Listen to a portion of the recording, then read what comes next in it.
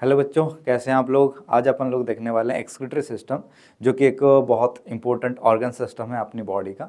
And इसमें basically हम लोग ये देखने वाले हैं क्या क्या ऑर्गन्स हैं हमारे एक्सक्रीशन के लिए, और एक्सक्रीशन क्या होता है, एक्सक्रीटरी प्रोडक्ट्स क्या होते हैं, इसका डेफिनेशन क्या है, एक्सक्रीटरी सब्सटेंसेस क्या होते हैं, क्या क्या different type of waste substances जो है एक्सक्रीटरी मटेरियल जो रिलीज होते हैं अपनी बॉडी से, वो सारी चीज़ें अपन यहाँ पे आज कवर करने वाले हैं बेटा। ठीक है, यहाँ और एक चीज़ हम देखने वाले हैं यहाँ पे कि एक मेन जो आपका एक्सक्रीटरी ऑर्गन सिस्टम है, उसके अलावा और भी क्या क्या ऑर्गन सिस्टम्स हैं या ऑर्गन्स हैं, those are also help in excretion. ठीक है, तो विदाउट एनी लेट सबसे बेटा चलते हैं बेटा, आगे चलते हैं कि जो आपका एक्सक्रीटरी सिस्टम की हम बात करते हैं, this is one of your organ system. And basically यहाँ पे अगर हम बात करें एक्सक्रीटरी सिस्टम की बात करें तो मतलब कई सारे ऑर्गन्स को लेके ये पूरा सिस्टम बना हुआ है जो कि एक्चुअली रोल प्ले कर रहा है आपकी एक्सक्रीशन के लिए। ठीक है, तो सबसे पहले समझते हैं कि एक्सक्रीशन का मतलब क्या होता है। बेटा क्या होता है कि जब हमारे बॉडी में कई सारे टाइप के मेटाबॉलिक एक्टिविटीज रन होते हैं तो उस दौरान क्या होता है, कई सारे वेस्ट सब्सटेंसेस जनरेट होते हैं।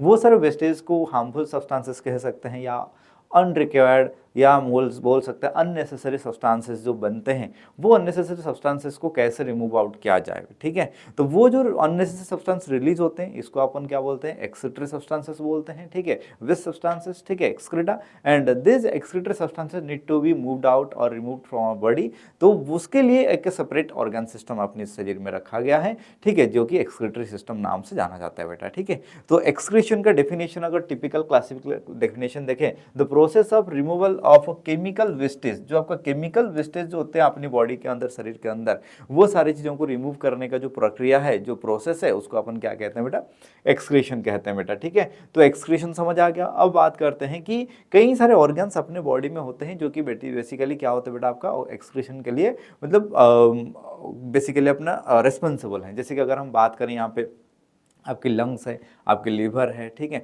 तो आपका एक्सक्रीशन। अब एक चीज़ जो बच्चों के दिमाग में कॉमन सा डाउट निकलता है, सर ये एक्सक्रीशन एंड इजेशन, इन दोनों में डिफरेंस क्या होती है। बट इजेशन में बेसिकली क्या होती है कि जो अनडाइजेस्टेड फूड सब्सटेंसेस को रिमूव आउट की जाती है, जो इसको हम डिफिकेशन बोलते हैं बेटा। ठीक है, that is not part of excretion. Excretion में क्या होती है, जो वेस्टेज जनरेट होते हैं, दीज आर बेसिकली डेवलप्ड और process produce during the metabolic activities, जो आपका मतलब मेटाबॉलिक एक्टिविटी जो अपनी सेल के अंदर होती है, उस दौरान क्या होता है, कई सारे वेस्टेज जनरेट होते हैं। इसको अपन क्या बोलते हैं ना, एक्सक्रीटरी सब्सटेंसेस कहते हैं। And these are removed by the excretory system.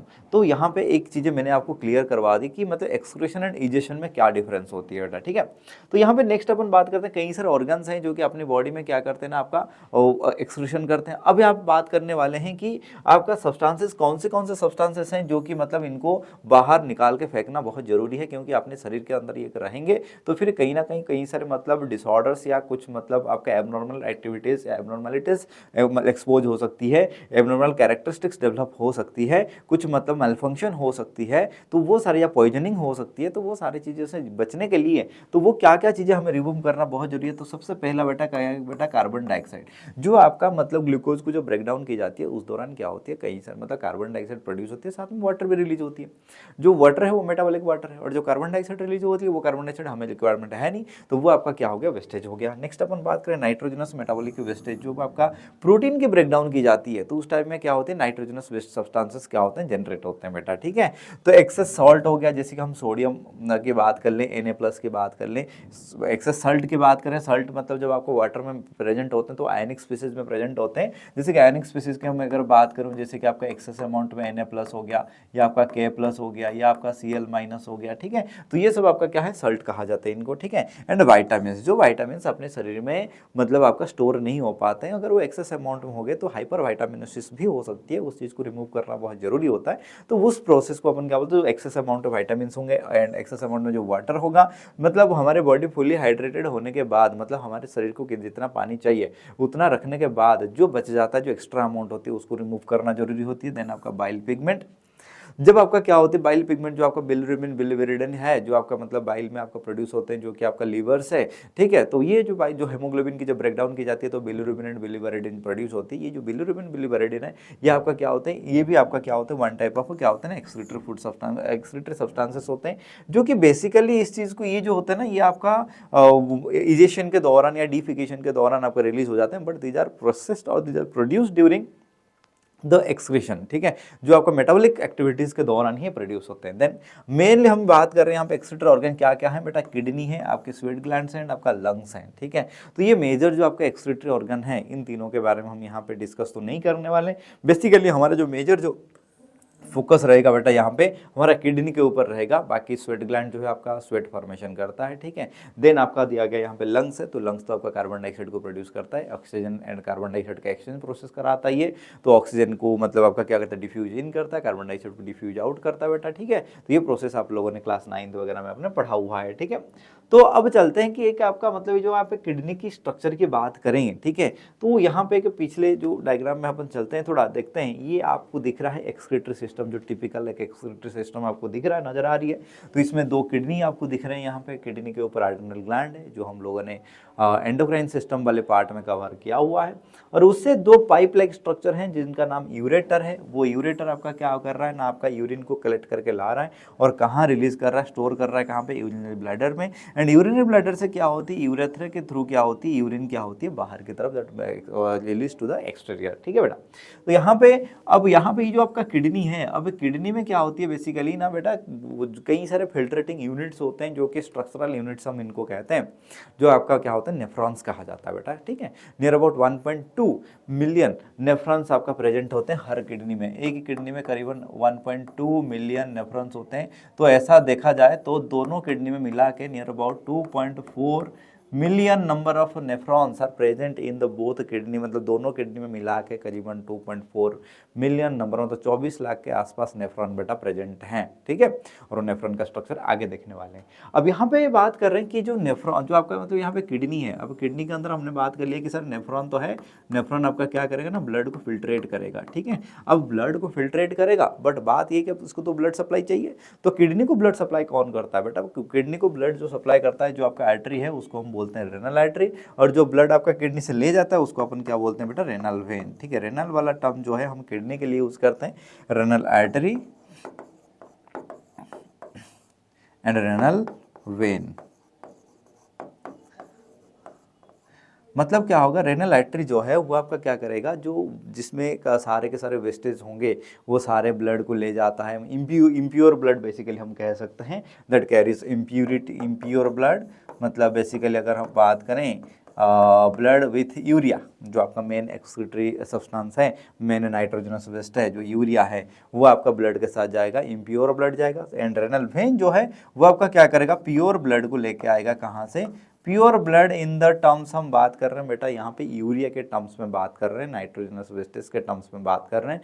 अब आप यहाँ पे कन्फ्यूज मत होना कि सर ये ऑक्सीजनेटेड ब्लड जो है वो प्योर है, डीऑक्सीजनेटेड ब्लड तो इम्प्योर है, तो उस टर्म्स में हम बात नहीं कर रहे हैं। तो रेनल आर्टरी क्या करेगा बेटा, आपका impure blood, impurities, blood with impurities को क्या करेगा, किडनी के अंदर भेज देगा, और वहाँ पे फिल्ट्रेट होने के बाद जो प्योर ब्लड है उसको रेनल वेन के थ्रू क्या किया जाता है, आपका बाहर की तरफ निकाल दी जाती है, ठीक है। तो क्वेश्चन यहाँ पे एक बेटा जनरेट होती है कि ऐसा कौन सा मतलब आपका ब्लड वेसल है जिसमें यूरिया ना के बराबर होता है, या you are free of urea, या यूरिया फ्री, किसमें ना, रेनल वेन में जो आपका ब्लड होती है, ठीक है बेटा। अब चलते हैं कहाँ पे, ये कि टिपिकल किडनी का स्ट्रक्चर हमने यहाँ पे लिया है, कि मतलब इसमें और थोड़ा इन डिटेल हम देखने वाले हैं, क्योंकि पिछले वाले डायग्राम में हमें डिटेल में नहीं दिख रहा था बेटा। तो यहाँ पे अपन देखने वाले हैं कि मतलब क्या क्या स्ट्रक्चर है। तो सबसे पहले टिपिकली किसी भी एक स्ट्रक्चर का मतलब अंदर वाला पार्ट को हम मेडुला कहते हैं और बाहर वाला पार्ट को हम कॉर्टेक्स कहते हैं बेटा, ठीक है। तो यहाँ पे जो किडनी जो आपको दिख रही है, तो किडनी का ये जो डार्क लाइन जो दिख रही है, डार्क लाइन के बाहर वाला जो पार्ट है उसको अपन क्या बोलते हैं बेटा, कॉर्टेक्स कहते हैं, ठीक है। और ब्लैक लाइन के पार्ट जो अंदर वाला हिस्सा है, तो उसको बेटा अपन क्या बोलते हैं बेटा, मेडुला बोलते हैं, ठीक है। और मेडुला के अंदर आपको क्या मिलेगा, कई सारे पिरामिडल स्ट्रक्चर आपको कुछ इस तरीके से देखने को मिलेगा। अगर इसको अगर थोड़ा सा मैं अगर मैग्नीफाई करके दिखाऊं तो कुछ आपको ऐसी इस तरीके से स्ट्रक्चर आपको देखने को मिलेगा, ठीक है। या अपन क्या कहते हैं इसको, ऐसे 7 से लेके 14 नंबर में आपको क्या मिलेगा, 7 to 14 इन नंबर क्या मिलेंगे आपको बेटा, ऐसे कोनिकल स्ट्रक्चर, पिरामिडल स्ट्रक्चर बेटा देखने को मिलते हैं, जिसको अपन क्या बोलते हैं, रेनल पिरामिड। क्योंकि किडनी के लिए टर्म जो बेटा हम यूज करते हैं यहाँ पे रेनल, तो इसीलिए यहाँ पे रेनल कॉर्टेक्स, ये हो गया आपका रेनल मेडुला, एंड ये हो गया आपका रेनल पिरामिड, जो पिरामिडल स्ट्रक्चर है 7 से 14 नंबर में ऐसे आपको देखने को मिलेंगे। और इसके अलावा और क्या है ना, किडनी का एक पार्ट जो होता है ना, थोड़ा अंदर की तरफ धंसा हुआ होता है, जिसके थ्रू आपका blood vessels entry and exit होती है, और जहां से आपका जो यूरेटर है एक्सटेंड होकर यूरिनरी ब्लैडर को कनेक्ट होता है बेटा, ठीक है। तो उस डिप्रेस्ड पार्ट को हम क्या बोलते हैं बेटा, हाइलम कहते हैं। क्या कहते हैं बेटा, हाइलम कहते हैं, ठीक है। और रेनल आर्टरी जो डर्टी ब्लड लिखा गया बेटा यहाँ पे, डर्टी ब्लड मतलब इम्प्योर ब्लड को सप्लाई कर रहा है जो रेड कलर में है, एंड जो रेनल वेन है वो क्लियर ब्लड को लेके आती है, ठीक है। क्लियर ब्लड मतलब that is urea free. And आपका पेल्विस वाला पार्ट है यहाँ पे, जहाँ पे ये जो आपका रेनल यूरेट, जो आपका यूरेटर है, यूरेटर वाला पार्ट जहाँ से एक्सटेंड होता है उसको अपन बेटा क्या कहते हैं, पेल्विस कहते हैं बेटा, ठीक है। तो यहाँ पे बेसिकली हमने क्या क्या देखा है, एक किडनी का हमने स्ट्रक्चर देखा है, किडनी का आउटर वाला पार्ट कर्टेक्स, इनर वाला मेडुला, मेडुला के अंदर कई सारे पिरामिडल स्ट्रक्चर्स आपको ऐसे देखने को मिल रहा है 7 से लेके 14 नंबर में, रेनल पिरामिड, और उसको ब्लड सप्लाई करने वाला, किडनी को ब्लड सप्लाई करने वाला blood vessel renal artery, and यहाँ से ब्लड ले जाने वाला रेनल वेन है, और यहाँ पे क्या कर रहा है, यूरिन को कलेक्ट करके ले जाने वाला जो आपका स्ट्रक्चर यहाँ पे बेटा, यहाँ पे यूरेटर है, ठीक है। तो ये चीजें हमने किडनी के बारे में देखा, ठीक है। अब चलते हैं कहाँ पे ना, स्ट्रक्चर ऑफ किडनी में और थोड़ा मतलब यहाँ पे हम बात कर रहे हैं